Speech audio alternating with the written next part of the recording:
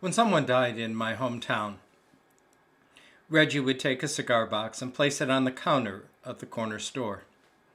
She would affix a few sheets of lined paper on top, and as we were able, we would put our money in the box and sign our names. And we, as a community, would send flowers to the funeral. A simple gesture. One might even say insignificant. And yet I can still remember the day that I put my money in that box for the first time and signed my name. It was then, and only then, that I truly began to understand what it meant to be part of a community, of that community.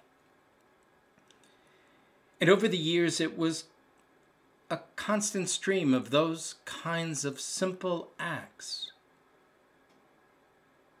that began to help me define what it meant to be community. The way people treated one another, the simple things neighbors did for one another. I learned as I became a paper boy that I was part of that communal system.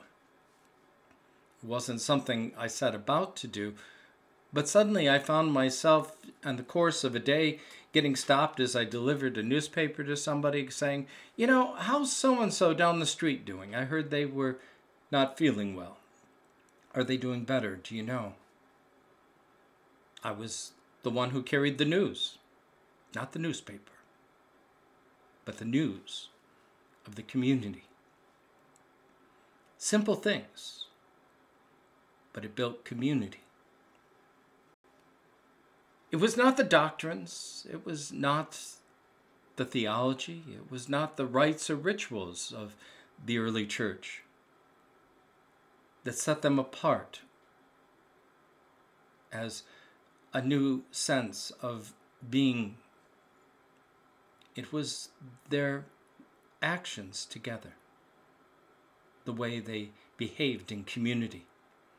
In fact, the early church was not known as Christian, but rather as people of the way, because it was the way they behaved together and the things that they did as community that defined who they were. In that battle hymn of the early 60s, "And they will know we are Christians by our love," summed up that early community. It was a central focus of the New Testament writers, of Paul, of the gospel writers, of the ministry of Jesus. All worked hard to define and to build that sense of community. Whenever Jesus does a healing miracle or forgives somebody, he does not say, "Come and follow me," but rather he returns them to community, to where they belong.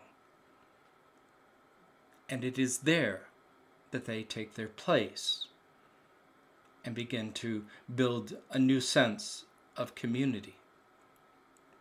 Paul will use the image of the body to talk about community, especially addressing the church in Corinth, a church that believes it's pretty important, and that individuals are running around each espousing their own beliefs. And if you don't agree with them, you simply are wrong or stupid, and you can just leave.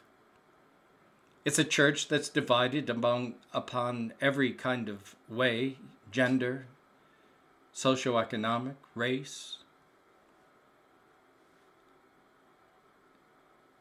Sounds a little like today. It's no wonder that Paul then turns to the body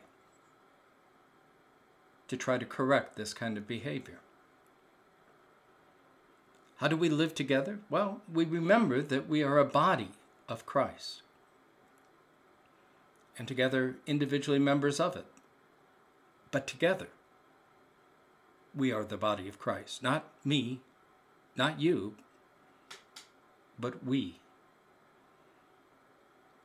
And how we are the body of Christ is that we begin to recognize that every part of the body is integral for the functioning of the whole church. We cannot do without one another.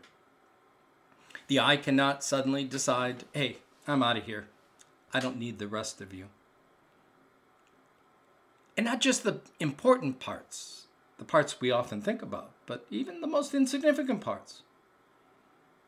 If you don't think Paul was onto something, just think back to last Sunday night. Look what a toe injury does to the mighty Mahomes in terms of mobility and ability. Every part is important to the functioning of the body. So how do we live together as those parts? That's an interesting question. It's not easy, because our human nature wants it our way. We like to be in charge. We like to think we're important. We like to think we have the right answers. There was nothing about that church in Corinth that bound themselves together. They were all over the map. But what Paul does is draw all of those pieces into one. The community that was called the early church was not unified in any sense of belief or attitude.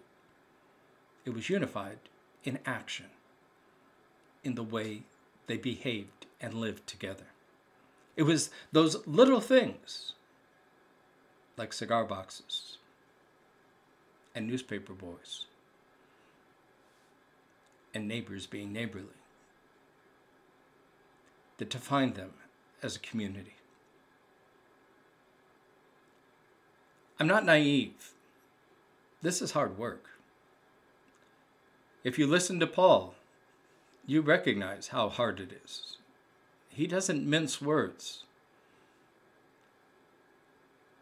And Jesus, too, faces his share of pushback from the political and religious authorities when he works to create these new communities. The gospel writers make it very clear as they tell that story of Jesus, that if we do this work that we are called to do, we better be prepared for storms, for encountering the blind and the deaf around us. But our call is to persevere, to begin to do those little things that redefine the way we see ourselves in community. It may be just being what we normally call neighborly, a novel concept these days. It may be sharing. It may be willing to sit down and talk. And who knows, set new guidelines. Yeah. I belong to communities that we don't talk politics. That's a subject off the line. We worry about who we are and how we're going to live together. The politics will take care of itself eventually. But if we're not a community, the world of politics won't help us. It's hard work, I agree, but I have faith. Because I have faith. This is not about what we need to do as the United States or as the church.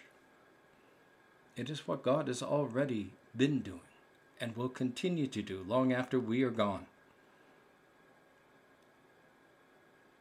God is about community building and unifying and reconciling. And whether or not we get on board or not, it's our loss. But to live in unity is a beautiful thing and nothing short of a gift from God.